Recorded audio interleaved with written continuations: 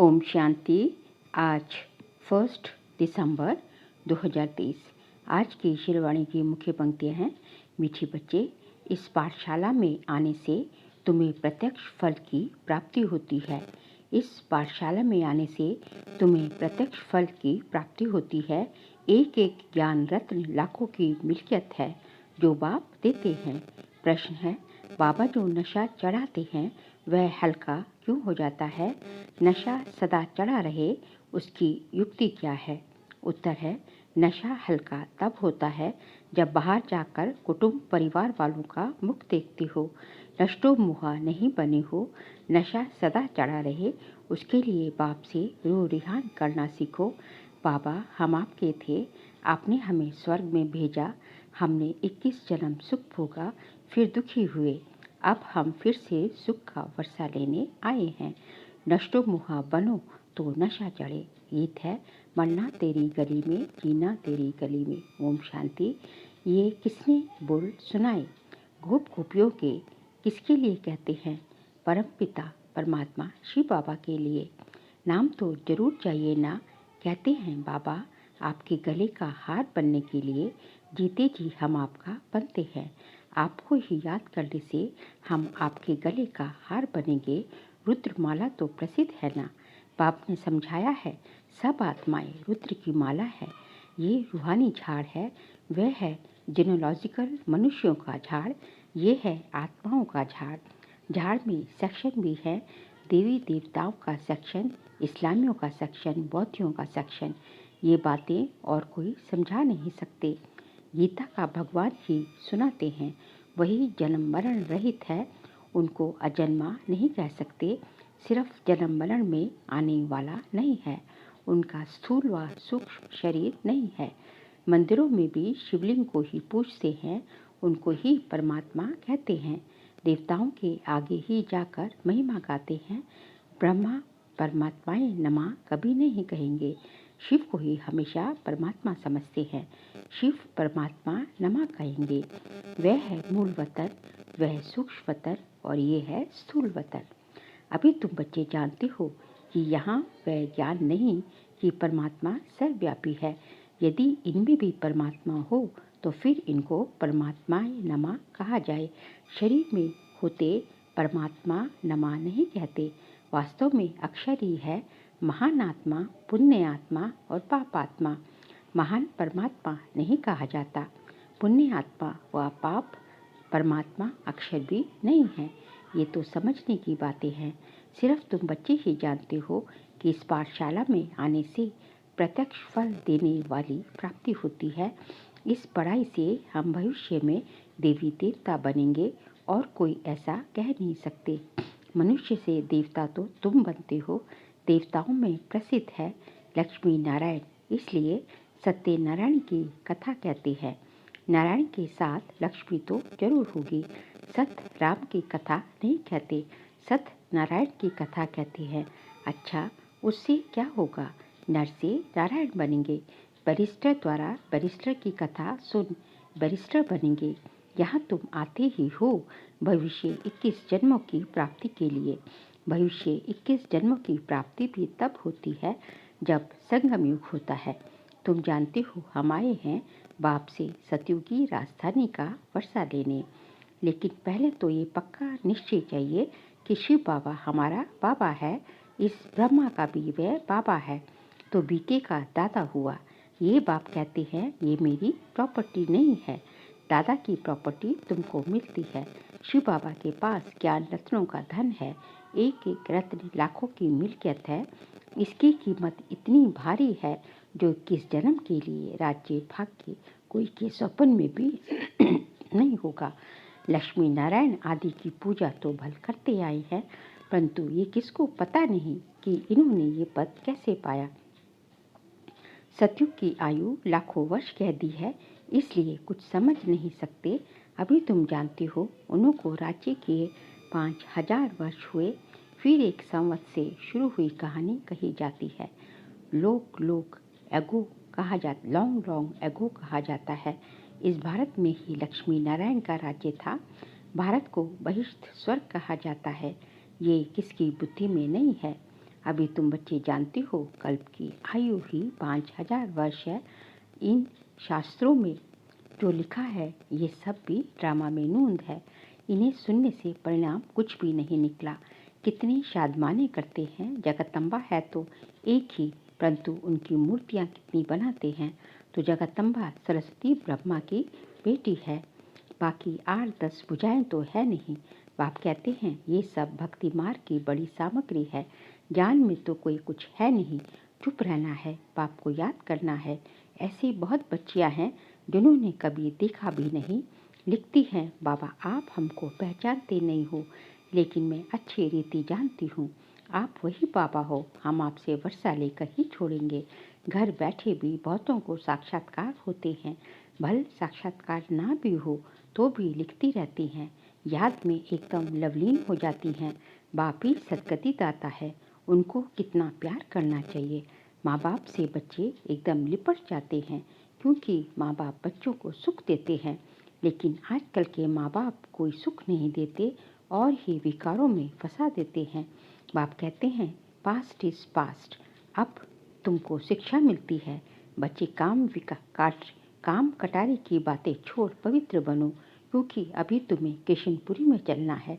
श्री कृष्ण का राज्य है ही सतयुग में। मनुष्यों ने श्री कृष्ण को द्वापर में दिखा दिया है। ऐसे थोड़े ही सतयुग का प्रिंस द्वापर में आकर गीता सुनाएंगे। उनको तो श्री नारायण बन सतयुग में राज्य करना है। भगवान आज इस समय सभी मनुष्य मात्र आश्रय स्वभाव वाले हैं। उनको देवी स्वभाव वाला बनाने गीता का भगवान आते हैं। उस बाप के बदले बच्चे का नाम लिख दिया है, जिस बच्चे को फिर द्वापर में ले आए हैं। ये भी बड़ी भूल है। फिर तो यादव और पांडव सिद्ध ना हो। तो बाप कहते हैं बच्चे तुम तो ऊंच देवी कुल के थे, फिर तुम्हारा ये हाल क्यों हुआ है। अब फिर तुमको देवता बनाता हूँ। मनुष्य को स्वर्ग का राजा नहीं बना सकते। मनुष्य थोड़ी ही स्वर्ग की स्थापना करेंगे। आत्मा को परमात्मा कहना कितनी बड़ी भूल है। सन्यासी तो मनुष्य से देवता बना ना सके, ये तो बाप का ही काम है। आर्य समाजी बनाएंगे, क्रिश्चियन बनाएंगे। ऐसे जिसके पास तुम जाएंगे वे वैसा ही बनाएंगे। देवता धर्म है ही सतयुग में, तो बाप को संगम पर आना पड़े। ये महाभारत युद्ध है, इस लड़ाई द्वारा ही तुम्हारी विजय होती है। विनाश के बाद फिर जय जयकार होगी। तुम तो जानते हो विनाश भी जरूर होने वाला है। आज कोई तख्त पर बैठा तो उनको ताड़ने में देरी थोड़ी ही करते हैं। क्या इसको स्वर्ग कहेंगे? ये तो पूरा नर्क है। इसको स्वर्ग कहना तो भूल है। मनुष्य कितने दुखी हैं। आज कोई जन्मा तो खुशी सुख और मरा तो दुख। यहाँ तो सबसे नष्टो मोहा होना पड़े, नहीं तो बाबा सर्विस पर जाने के लिए भी कभी नहीं कहेंगे। बाबा कहते मैं तो नष्टो मोहा हूँ, किसी चीज में मोह क्यों रखूँ। मैं कोई गृहस्थी थोड़ी ही हूँ। तुम बच्चे जानते हो बरोबर इस भंभोर को आग लगनी है। विनाश में देरी थोड़ी ही लगती है। तुम कहाँ भाषण करते हो तो समझाते हो कि आकर बेहद के बाप से वर्षा लो। हद के बाप से हद का वर्षा मिलता है। तुमने 63 जन्म इस नर्क में लिए हैं। मैं 21 जन्म लिए तुमको स्वर्ग का वर्षा देने आया हूँ। अब रावण का वर्षा अच्छा या राम का? अगर रावण का अच्छा है तो उनको जलाते क्यों हो? शिव बाबा को कभी जलाते हो क्या? श्री कृष्ण को थोड़े ही जलाते हैं। वह तो है ही रावण संप्रदाय विकार से पैदा होते हैं। ये है वैशाल्य विषय सागर, वह है वाइसलेस शिवालय अमृत सागर। क्षीर सागर में विष्णु को दिखाते हैं ना। अब क्षीर का सागर थोड़ी ही होता है, दूध तो गौ से निकलता है। अब देखो कहते हैं ईश्वर सर्वव्यापी है, फिर अपने को शिवोहम कहते क्योंकि खुद पवित्र रहते। दूसरे को ऐसे थोड़े ही कहते तुम्हारे में ईश्वर है, तुम्हारे में नहीं है, क्योंकि तुम पतित हो। आत्मा कहती है मैं अभी परमपिता परमात्मा द्वारा पावन बन रही हूँ, फिर पावन बन राज्य करेंगे। तुमने अनेक बार वर्षा लिया और गवाया है। ये ड्रामा का चक्र बुद्धि में बैठ गया है। बाबा समझाते हैं तुम सब पार्वतियाँ हो, मैं शिव हूँ। कथा आदि यहाँ की बात है, सूक्ष्म वतन में तो कथा आदि होती नहीं। अमर कथा तुमको सुनाते हैं अमरपुरी का मालिक बनाने। वह है अमर लोक, वहाँ तो सुख ही सुख है, मृत्यु लोक में आदि मध्य अंत दुख है। कितना अच्छे रीति समझाते हैं। जिन्होंने कल पहले बाप से वर्षा लिया था, उन्होंने ही अब पुरुषार्थ चलता है। इस समय तक तो जो मिशनरी चलती है, पहले भी इतनी चली थी। भल बाबा कहते हैं तुम सर्विस ठंडी करते हो, परंतु ये भी समझाते हैं कि कल पहले जो तुमने सर्विस की थी वही करते हो। पुरुषार्थ फिर भी करते रहना। छोटे छोटे दीपकों को तूफान हिला देंगे। खिवैया तो सबका एक बाप भी है। कहावत भी है, नैया मेरी पार लगाओ। ड्रामा की भाभी ऐसी बनी हुई है। सब उस पुरानी दुनिया तरफ जा रही हैं। यहाँ है थोड़े, तुम कितने थोड़े हो। भल पिछाड़ी में तो बहुत होंगे, तो भी रात दिन का फर्क है। ये सारी रावण संप्रदाय है। बाप नशा तो बहुत चढ़ाते हैं, फिर बाहर कुटुंब परिवार का मुंह देखा तो नशा हल्का हो जाता है। ऐसा होना नहीं चाहिए। आत्माओं को कहा जाता है तुम बाप से रू रिहान करो। बाबा हम आपके थे, आपने स्वर्ग में भेजा था। 21 जन्म राज्य किया, फिर 63 जन्म दुख पाया। अब हम आपसे वर्षा लेकर ही छोड़ेंगे। बाबा आप कितने अच्छे हो, हम आपको आधा कल्प भूल गए थे। बाबा कहते ये तो अनादि बना बनाया ड्रामा है। मेरी भी ये ड्यूटी है। मैं कल्प कल्प आकर तुम बच्चों को माया से लिबरेट कर ब्राह्मण बनाए सृष्टि के आदि मध्य अंत का राज सुनाता हूँ। मैं आता ही तब हूँ जब स्वर्ग बनाना है। तुम अब फरिश्ते बन रहे हो, प्योरिटी का भी साक्षात्कार कराते हैं। तुमको नष्टो मोहा भी बनना है। बाबा को अगर कोई कहते हैं बाबा हम सर्विस पर जाएं, तो बाबा कहेंगे अगर तुम नष्टो मोहा हो तो मालिक हो, जहाँ चाहे जाओ। मुझते क्यों हो, मालिक हो, अंधों को राह बतानी है। नष्टो मोहा नहीं तो पूछते हैं, नष्टो मोहा हो तो ये भागे, वह ठहर ना सके। बड़ी मंजिल है। बाप सर्विसेबल बच्चों पर कुर्बान जाते हैं। पहले नंबर में तो ये बाबा था। त्याग तो सब करते हैं, परंतु फिर भी इनका फर्स्ट नंबर है। बाबा कहते हैं देही अभिमानी बनो, अर्थात अपने को अशरीरी समझो। बेहद का बाप तुमको 21 जन्मों का वर्षा देते हैं। अच्छा वह आए कैसे, लिखा भी हुआ है, ब्रह्मा के मुख से रचना रचते हैं तो जरूर ब्रह्मा में ही आएंगे। ब्रह्मा को ही प्रजापिता कहा जाता है, तो उस बेहद के बाप से आकर वर्षा लो। ये बातें समझाने में लज्जा की तो कोई बात नहीं है। अच्छा मीठे मीठे सिखल दे बच्चों प्रति माता पिता बाप दादा का याद प्यार और गुड मॉर्निंग। रूहानी बाप की रूहानी बच्चों को नमस्ते। हम रूहानी बच्चों की रूहानी बाप दादा को नमस्ते नमस्ते नमस्ते।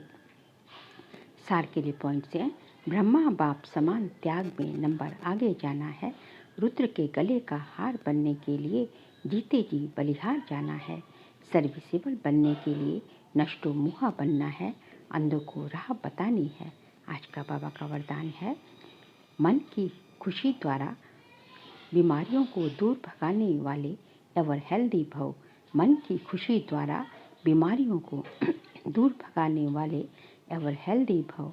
कहा जाता है मन खुश तो जहान खुश। मन की बीमारी से शरीर भी पीला हो जाता है।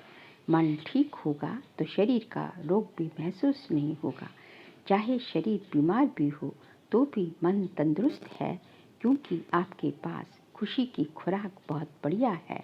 ये खुराक बीमारी को भगा देती है, भुला देती है। तो मन खुश जहान खुश, जीवन खुश, इसलिए एवर हेल्दी हो। स्लोगन है, समय के महत्व को जान लो तो सर्व खजानों से संपन्न बन जाएंगे। समय के महत्व को जान लो तो सर्व खजानों से संपन्न बन जाएंगे। इसलिए समय जो है, तभी कहा जाता है कि समय का खजाना सबसे बड़ा खजाना है। समय सबसे बड़ा जो है, समय को सबसे बड़ा हीलिंग फैक्टर भी कहा जाता है। तो यदि आपने समय के महत्व को जान लिया तो जो है, यदि समय पर जो काम हो जाए वही काम सही होता है। तो समय, क्योंकि गुजरा हुआ समय फिर दोबारा नहीं आता है, इसलिए हर काम समय, हर का समय रूपी खजाने का महत्व जान लिया, अपने समय को जो है व्यर्थ नहीं गवाया, तो जो है बाकी सारे खजाने भी सफल होते जाएंगे। अच्छा अब आगे नोट है, इस मास की सभी मुरलियाँ निराकार परमात्मा शिव ने ब्रह्मा मुख कमल से अपने ब्रह्मवत्सों अर्थात ब्रह्मा कुमार एवं ब्रह्मा कुमारियों के सम्मुख 18/1/1969 से पहले उच्चारण की थी। ये केवल ब्रह्म कुमारी की अधिकृत टीचर बहनों द्वारा नियमित बीके विद्यार्थियों को सुनाने के लिए है। अच्छा, ओम शांति।